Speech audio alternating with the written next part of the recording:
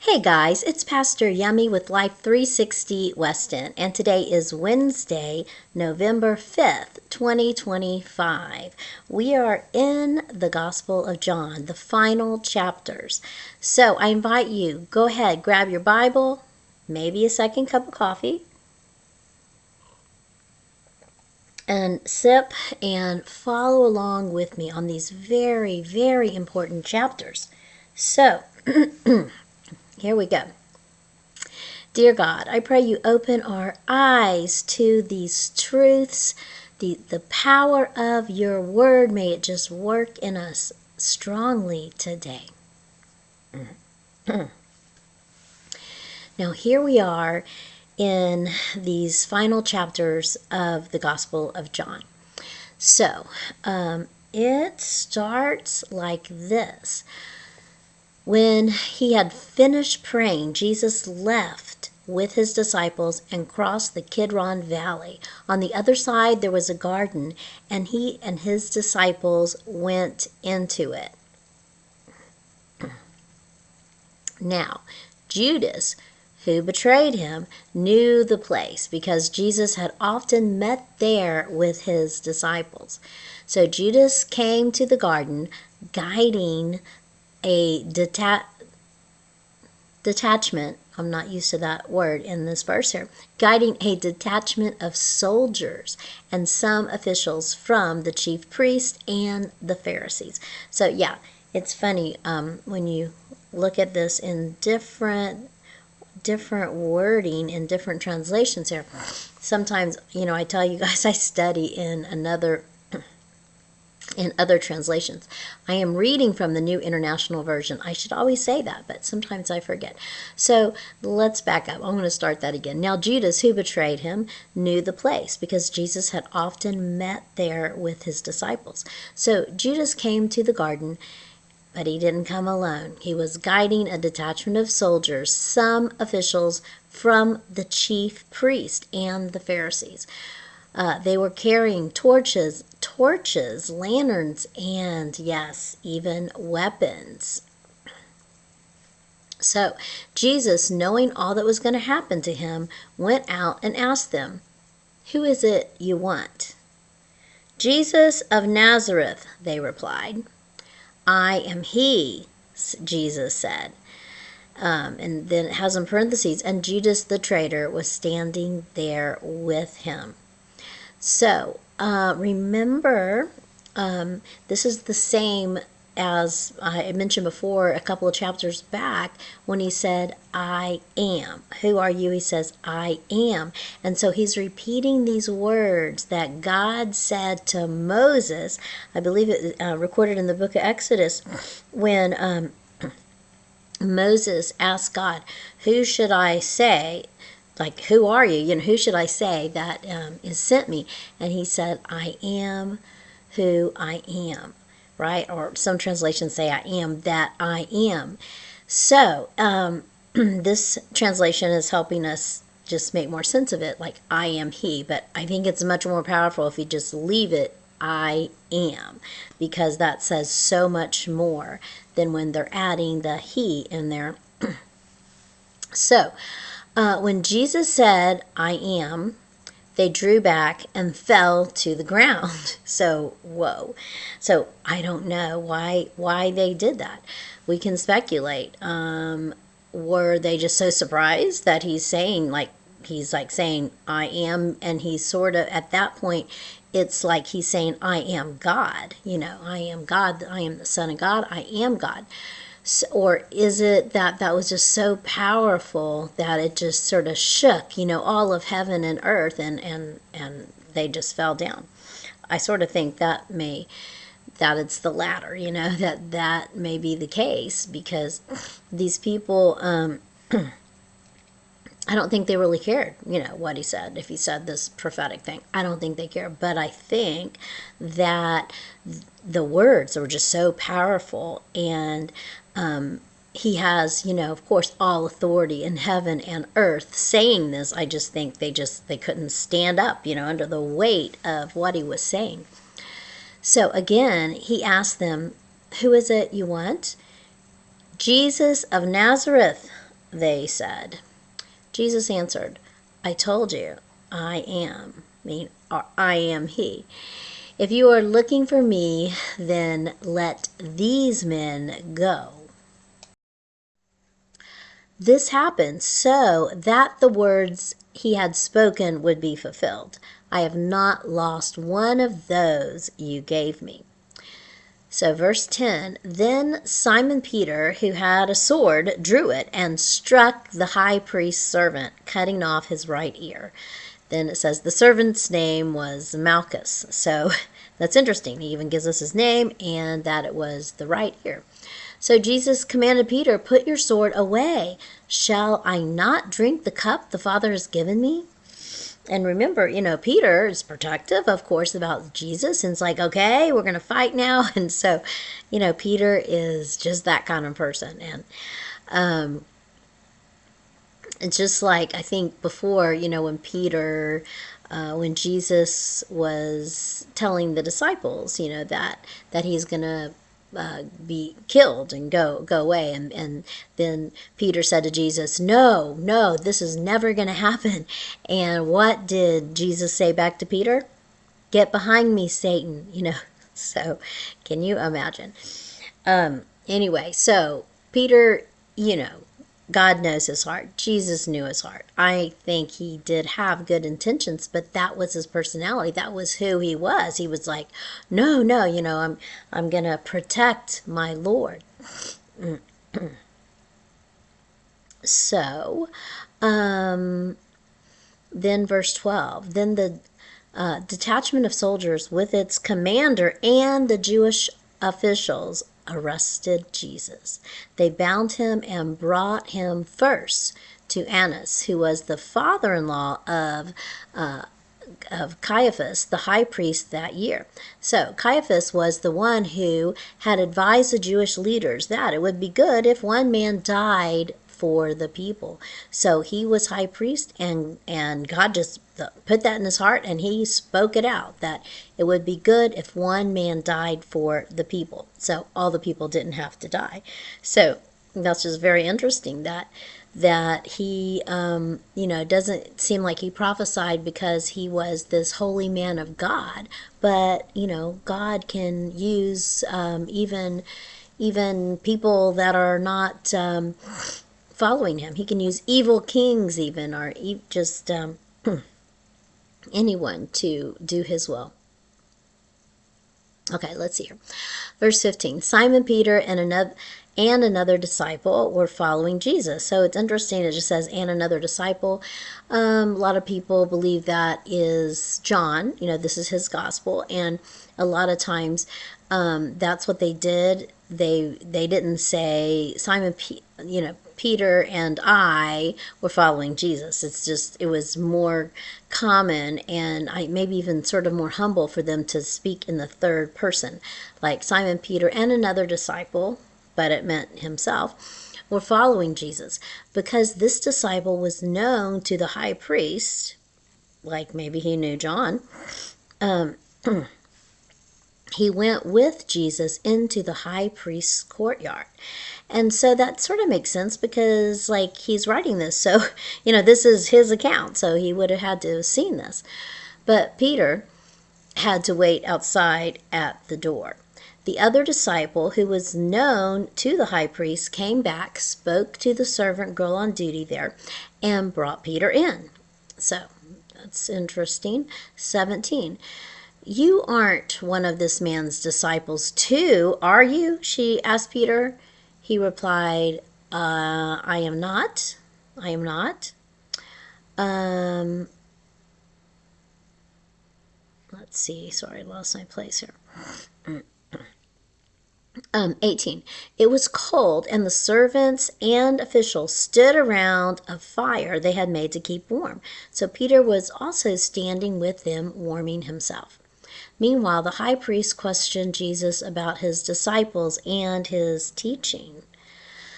I have spoken openly to the world, Jesus replied. I always taught in synagogues or at the temple where all the Jews come together. I said nothing in secret. Why question me? Ask those who heard me. Surely they know what I said. When Jesus said this, one of the officials nearby slapped him in the face. Just these people were not very happy. Slapped him in the face. Is this the way you answer the high priest? He commanded or demanded.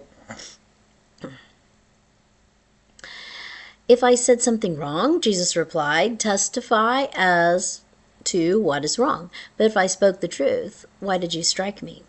Then Annas sent him bound to Caiaphas, the high priest.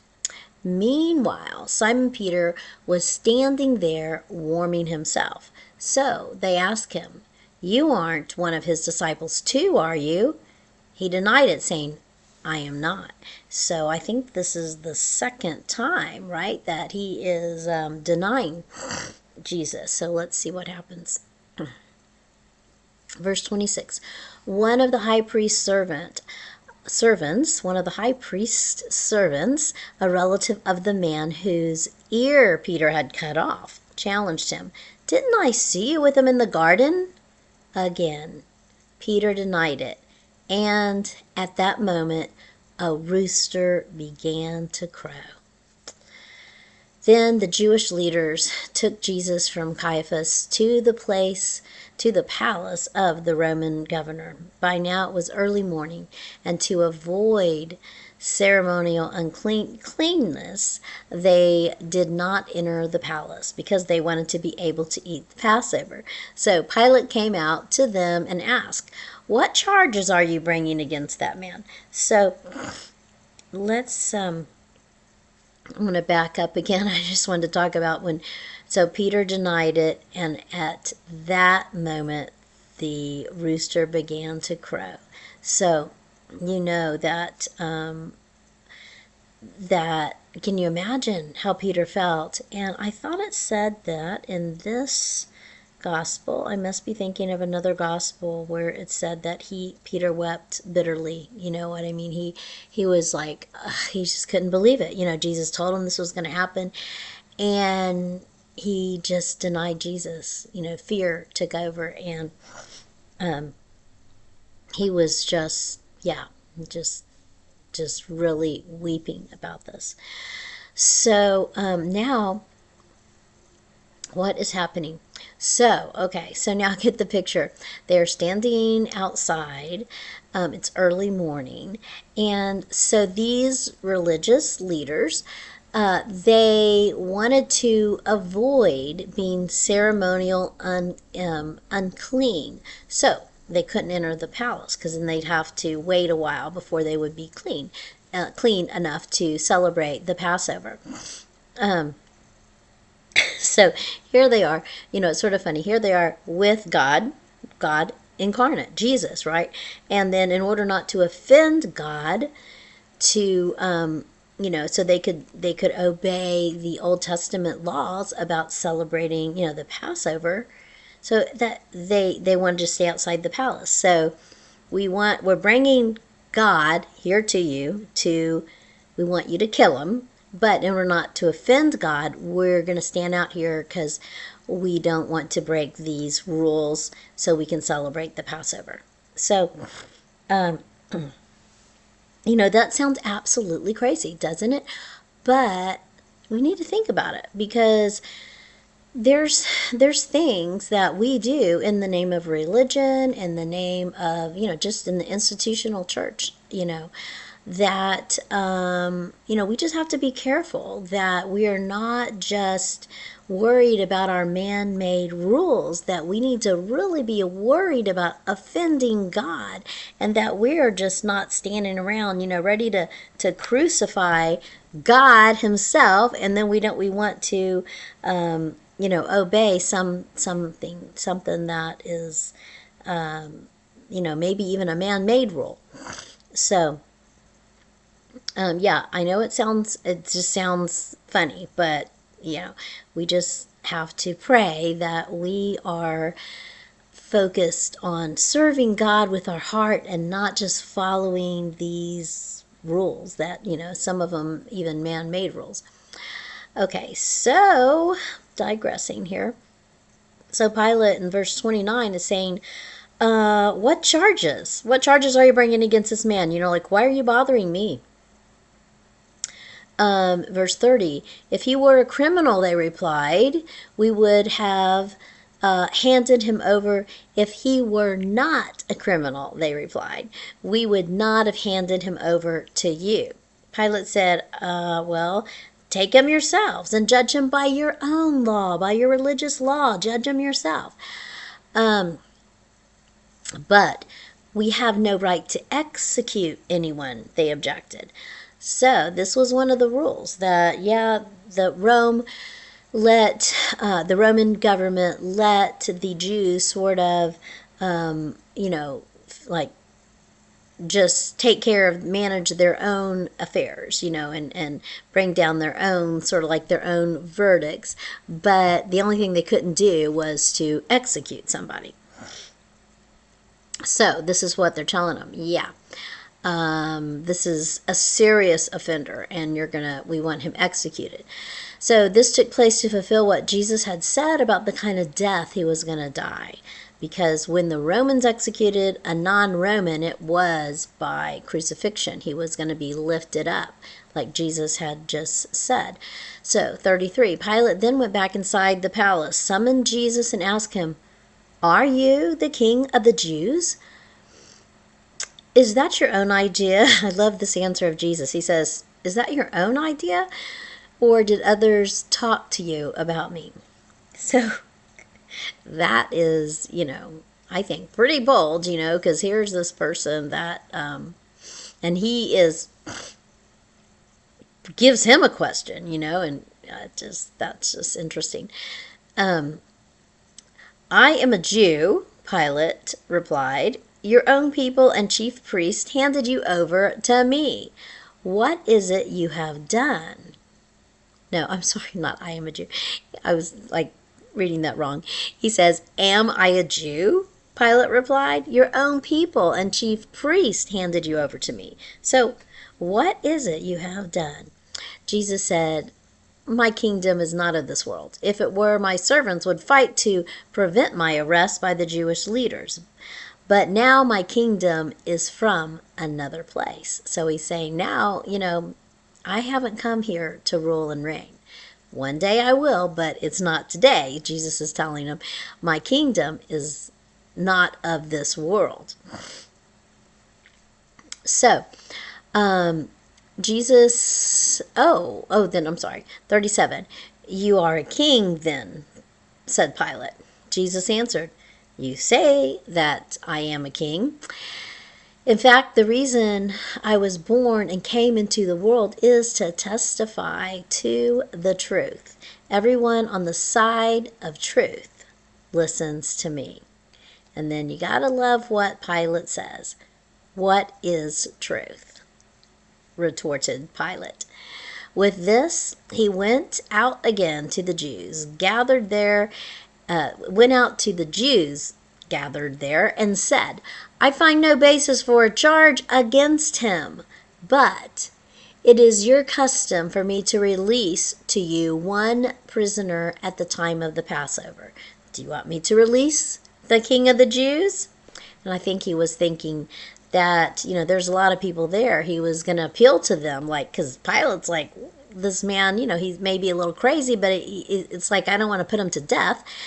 And so he's like, it's the Passover, it's custom, I can release somebody. I can release. Do you want me to release the king of the Jews?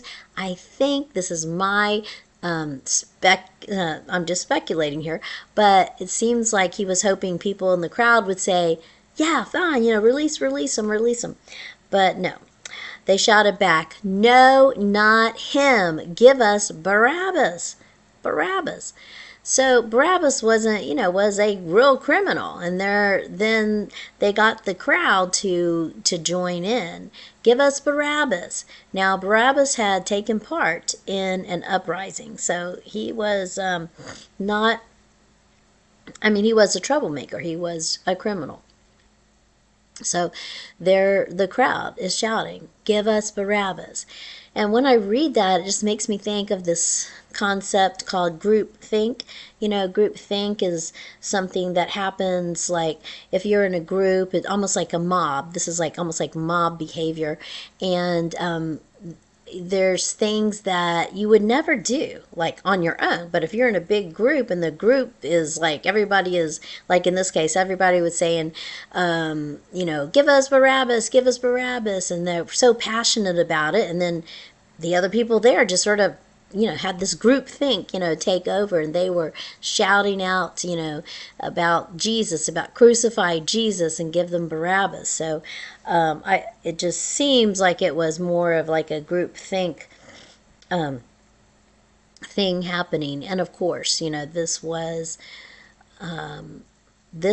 in line with, as difficult as this whole thing seems, it was actually God's perfect will to have a plan for you and me to be able to be united again with God, to be able, Jesus made the path. You know, it says no one comes to the Father except through me. Jesus made the way for you and me to once again be reconciled with God, to correct, you know, what happened with the first Adam in the garden. And it's interesting that this opens, you know, in another garden, that he was in this garden praying. You know, a lot of garden thing, that the garden symbolism here, I guess, and it sort of goes back to Genesis. And so this is here the second Adam, you know, coming and dying for us. So just reversing what, you know, had happened with the first Adam. So anyway, guys, that is it. That was, let's see, chapter 18. And yeah, there's 21 chapters. So we're going to continue tomorrow with these precious chapters, these last precious chapters in the book of John. So you guys, let me see here, have a great rest of your day, and I'll be back with you tomorrow.